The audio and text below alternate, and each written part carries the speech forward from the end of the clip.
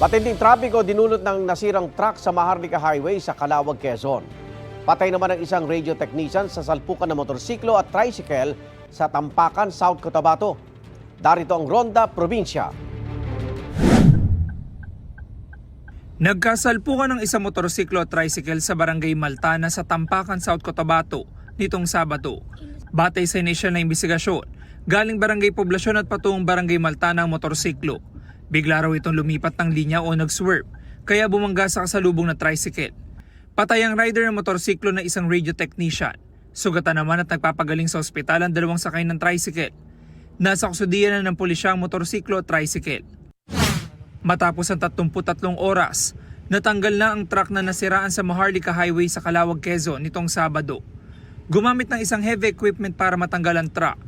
Ang mahigit isang araw na paghambalang ng truck ay nagdulot ng pagbigat ng trapiko sa lugar. Lubhang apektado ang mga patungo sa Maynila, gayon din ang mga bumabiyahe patungong Bicol at Visayas.